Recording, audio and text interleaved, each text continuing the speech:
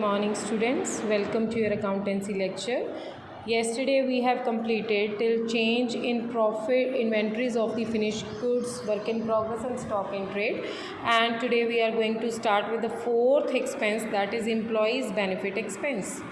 Employees benefit expenses are the expenses which are paid by the firm for the benefit of the expenses, like salaries हो गई, उनके wages हो गए, leave encashment हो गई, ठीक है, स्टाफ वेलफेयर एक्सपेंसेस हो गए. तो these all are to be shown under notes to account under one heading employees benefit expense. After that you will make the total of all these expenses and take the totality in the employees benefit expense in P&L statement like this. Illustration 51. Out of the following, identify the items that are shown in the notes to accounts on employees benefit expenses. Employees benefit expenses में क्या क्या जाएगा बेटा? Wages हैं, salaries हैं, entertainment expenses, that is not the entertainment expenses of the employees. ठीक है, तो ये तो जनरल अपने भी हो सकते हैं, एम्प्लॉयज़ के रिगार्डिंग तो नहीं है ना. Bonus will be the employees benefit expense, gratuity paid and the conveyance expenses. Conveyance expenses हो सकता है कि आपके अपने भी हों, ठीक है ना. तो ये जो in relation to the employees हैं, that comes under the employees benefit expenses under notes to accounts. ठीक है. Now illustration 52. From the following information prepare notes to accounts on employee benefit expenses. Employee benefit expenses पे notes to account prepare करें. तो इसके लिए हम क्या लिखेंगे? एम्प्लॉयज़ बेनिफिट एक्सपेंसेस में क्या क्या जा सकता है? वेजेस जाते हैं, सैलरीज जाता है, एंटरटेनमेंट एक्सपेंस नहीं है, बोनस जाएगा, ग्रेचुटी जाएगा, कन्वेंस एक्सपेंस भी नहीं है, मेडिकल एक्सपेंसेस जा सकते हैं. ठीक है, तो इनको आप ऐड करोगे तो ये टोटल अमाउंट आपकी कहाँ जाएगी? P&L में फॉर एम्प्लॉयज़ बेनिफिट एक्सपेंसेस, जो कि आप स्टेटमेंट ऑफ P&L में शो करोगे. ठीक है. नेक्स्ट पॉइंट है हमारा बेटा फाइनेंस कॉस्ट. ठीक, फाइनेंस कॉस्ट कौन सी कॉस्ट होती है? बाय चांस आपकी जो फाइनेंशियल पोजीशन है वो ठीक नहीं है, आपको लोन लेना पड़ा, उस लोन के बदले में जो इंटरेस्ट आप पे करते हो, that is the cost of the finance arranged. It means if you have borrowed some amount from the financial institution और some other parties, then what interest you are paying to them is your cost of finance. उस finance को arrange करने में आपकी cost कितनी पड़ी? Clear. Now let's start. Finance cost means cost incurred by the company on the borrowings, that is loan taken by it. Therefore, includes interest paid on borrowings such as short term loans, bank overdraft, cash credit limits. इनके ऊपर जो आप interest पे करते हो, ठीक है, वो क्या कहलाता है? Finance cost. Finance cost also include the expenses incurred for borrowings such as loan processing fees है, discount on issue of debentures है, premium payable on the redemption of debentures हैं. तो ये सारी चीज़ें भी फाइनेंस कॉस्ट का पार्ट हैं, क्योंकि इनको इंकर करते वक्त ही ये खर्चे हुए हैं. ठीक है.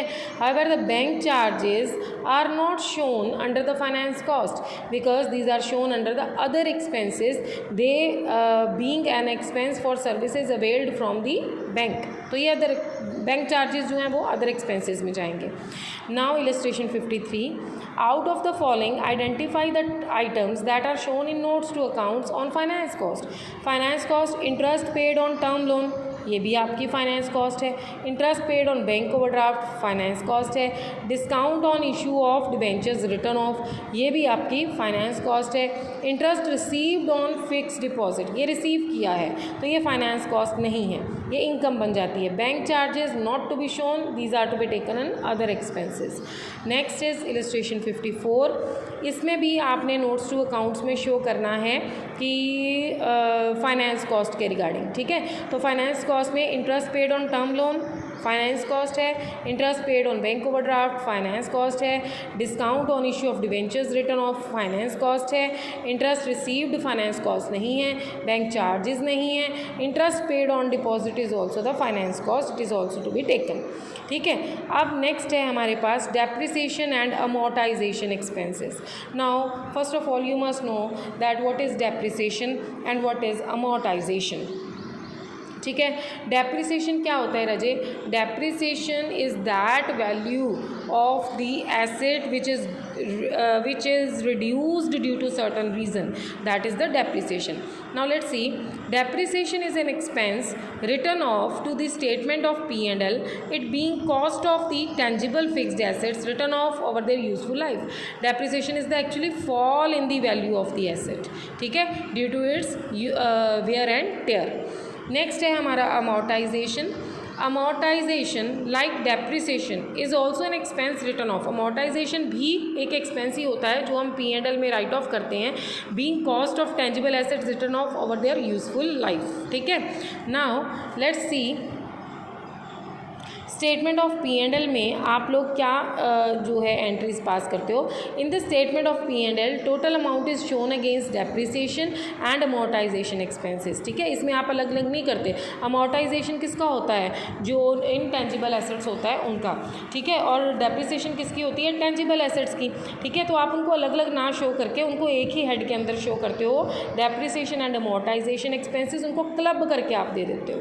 ठीक है, तो वही यहाँ पे किया, डेप्रिसिएशन दे दी अलग और अमोर्टाइजेशन दे दिया अलग, दोनों को इकट्ठा करके आपने वहाँ पे डाल दिया अपनी स्टेटमेंट ऑफ P&L में. नेक्स्ट है हमारे पास अदर एक्सपेंसेस. बेटा बाकी जितने भी एक्सपेंडिचर्स हैं आपके, कैरेज इनवर्ड है, कैरेज आउटवर्ड है, देन आपका सेलिंग एंड एडमिनिस्ट्रेटिव एक्सपेंसेस है, ऑफिस एडमिनिस्ट्रेटिव एक्सपेंसेस है, इलेक्ट्रिसिटी एक्सपेंसेस है, रेंट है, जो भी कुछ है वो अदर एक्सपेंसेस. बैंक चार्जेस एक आपने पढ़ा है वो भी किधर जाएगा? अदर एक्सपेंसेस के अंदर जाएगा. क्लियर बच्चे? Now let's start with illustration 55. Identify which of the following items will be shown in notes to accounts on other expenses. wages नहीं जाएंगे बिकॉज ये किसका पार्ट है? wages किसका पार्ट है? एम्प्लॉयज़ बेनिफिट एक्सपेंसेस का. कुरियर एक्सपेंसेस इसमें जाएंगे. ठीक है, अदर एक्सपेंसेस में. Then internet expenses other expenses में जाएंगे. रेंट फॉर फैक्ट्री, क्योंकि जिसका कोई हेड नहीं बना वो अदर एक्सपेंसेस में. कैरेज आउटवर्ड भी. डेप्रिसिएशन ऑन फर्नीचर किधर जाएगा? डेप्रिसिएशन एंड अमोर्टाइजेशन में. Rent for warehouse other expenses में जाएंगे. Rent for office other expenses में जाएंगे. ऑडिट फीस अदर एक्सपेंसेस में जाएगा. Staff welfare expenses, these will come under the employees benefit expenses. Clear? Now illustration 56. Let's read this thing. What they are saying, following is the trial balance. This is the trial balance given. Clear? The board of directors of Perfect Solution has proposed the following appropriations: to declare equity dividend at the rate of 10%, previous year 9% on paid up capital. कहता है equity dividend देना है. वो कितना है? Dividend जितना भी हम प्रोवाइड करेंगे, ठीक है, वो हमने कहाँ लेना है? फाइनेंस कॉस्ट में. नहीं, अगर तो ये फाइनेंसिंग कंपनी है, let's see what is this. Nothing is mention, तो it is a non financial company, I think so. तो अगर नॉन फाइनेंशियल कंपनी है तो ये अदर इनकम में जाएगा. ठीक है. To pay the dividend on preference share capital in full. Then to transfer 25,000 to DRR, transfer 2 lakh to GR, यानी रिजर्व एंड सरप्लसेस में चले जाएंगे. You are required to prepare statement of profit and loss in as much as detail as possible and the balance sheet of the company as at that date as per schedule 3 of the companies act. सबसे पहले हम अगर balance sheet बनाएं तो balance sheet में आपके अगर हम statement of profit and loss account बनाएं तो हमारे पास सबसे पहले क्या जाता है? इनकम में revenue from operations. Revenue from operations में हमारे पास क्या जाती हैं? सेल्स. अब पहले हम यहाँ पे चेक करेंगे कि हमारे पास सेल्स हैं. Yes, here it is sales given, that is 1,20,000. ठीक है, 10 लाख. 10 लाख तो मैं यहाँ पे 10 लाख डाल देती हूँ. अदर सेल्स, अदर इनकम है नहीं, तो मेरा टोटल रेवेन्यू यही हो जाएगा. ठीक है. एक्सपेंसेस में हम इनको बाइफिकेट करेंगे. First of all first heading है हमारी cost of material consumed. Cost of material consume में क्या आता है? Opening stock plus purchases minus closing stock. आपके पास परचेजेस ऑफ रॉ मटेरियल दिया है, adjusted, it means plus minus करके दिया है, तो आप ये सारा 4 लाख इधर ले लेंगे. उसके बाद आपके पास हेडिंग आती है employees benefit expenses. Employees benefit expenses में आपके वेजेस चले जाएंगे, सैलरीज चली जाएंगी. ठीक है, वेजेस और सैलरीज़ इन दोनों को ऐड करके और कुछ नहीं है वो आप यहाँ ले लोगे. ठीक है, वेजेस और सैलरीज में एम्प्लॉयज़ बेनिफिट एक्सपेंसेस का फर्स्ट नोट नंबर दिया है, तो नोट नंबर 1 में आपके पास वेजेस और सैलरी ही हैं. क्लियर बेटा। नेक्स्ट है उसके बाद आपके पास डेप्रिसिएशन एंड अमोर्टाइजेशन एक्सपेंस भी आता है, फाइनेंस कॉस्ट भी आता है। तो पहले फाइनेंस कॉस्ट आता है तो हम उसको देखेंगे। फाइनेंस कॉस्ट में आपके पास तो 10% डिबेंचर्स के ऊपर जो आपने इंटरेस्ट पे करना है 10%, एक तो वो जाएगा, ठीक है। तो जो भी आपने लॉन्ग टर्म बोरिंग के ऊपर डिविडेंड जो पे किया, इंटरेस्ट पे किया, वो आपका फाइनेंस कॉस्ट हो गया। तो फाइनेंस कॉस्ट आपके पास डिबेंचर्स के ऊपर कितनी आती है? 10,000। क्लियर बच्चे। उसके बाद आपके पास आता है डेप्रिसिएशन एंड अमोर्टाइजेशन। डेप्रिसिएशन देखो पहले थी यहाँ पे कुछ ऐसा प्रोवाइड नहीं किया हुआ डेप्रिसिएशन का, ये लिखी है डेप्रिसिएशन ऑन मशीनरी 16,000, ठीक है। अमोर्टाइजेशन कुछ है नहीं, goodwill return of, patent return of नहीं है। तो आप ये डेप्रिसिएशन के एक्सपेंडिचर 16,000 इधर डाल दोगे, ये टोटल एक्सपेंडिचर आ गया। अब रेवेन्यू में से एक्सपेंडिचर माइनस करोगे तो आपके पास प्रॉफिट बिफोर टैक्स आएगा, ठीक है। जब आप बैलेंस शीट बनाओगे तो सबसे पहले इक्विटी एंड लायबिलिटीज़ है। इक्विटी एंड लायबिलिटीज़ में सबसे पहले क्या आता है आपका? Share holders fund. Share holders fund में आपके पास जाएगा share capital, reserve and surplus, ठीक है। Money received against share warrants. Now share capital यहाँ पे कितनी है? 2 लाख ये है और ये 1 लाख है, ठीक है। 3 लाख और 2 लाख और 1 लाख 3 लाख हो गया share capital. Reserve and surplus में आप अलग डालोगे, ये DRR में है, ये जनरल रिज़र्व में है, ये रिज़र्व एंड सरप्लस में डालोगे आप अमाउंट, और P&L की अमाउंट ये वाली चली जाएगी 3,74,000। लेट्स सी, यहाँ पे आपके पास सब्सक्राइब कैपिटल दी हुई है, इक्विटी शेयर्स की, प्रेफरेंस शेयर्स की, दोनों को ऐड किया। रिज़र्व एंड सरप्लस में आपके पास जनरल रिज़र्व चला गया, आपके पास DRR चला गया, ठीक है। उसके बाद स्टेटमेंट ऑफ P&L, ये तीनों बैलेंस जो है वो आप डाल दोगे, ठीक है। स्टेटमेंट ऑफ P&L में टोटल है इतना, इतने में से 2,25,000 तो आपने जनरल रिज़र्व और DRR के लिए डाल दिया, बाकी आपने क्या दे देना है? डिविडेंड दे देना है। तो नेट अमाउंट ये जो है ये आप लेके जाओगे 1,25,000 की, कहाँ पे? बैलेंस शीट में। बैलेंस शीट में एक तो ये जाएगा 1,25,000 और ये दोनों जो DRR क्रिएट किए हैं वो, ठीक है, ये यहाँ पे चली जाएगी आपके पास अमाउंट 3,50,000। ओके बेटा। रिज़र्व एंड सरप्लस में, शेयर कैपिटल में 3 लाख, इसमें 3,50,000। क्लियर। उसके बाद हमारे पास आती हैं long term borrowings, non current liabilities. उसमें लॉन्ग टर्म बोरिंग्स हैं। लॉन्ग टर्म बोरिंग्स कितनी है आपकी? ठीक है, कितनी है आपकी लॉन्ग टर्म बोरिंग्स? तो 10% डिबेंचर्स ही थे ना। लॉन्ग टर्म बोरिंग्स तो आपके पास सिर्फ ये डिबेंचर्स ही थे, ठीक है ना। तो आप इनको ले जाओगे। Long term non current liabilities के बाद आपके पास करंट लायबिलिटीज़ हैं, उसमें शॉर्ट टर्म करंट लायबिलिटीज़ हैं और अदर करंट लायबिलिटीज़ हैं। शॉर्ट टर्म में आपके पास क्या है? बैंक ओवरड्राफ्ट, ठीक है ना।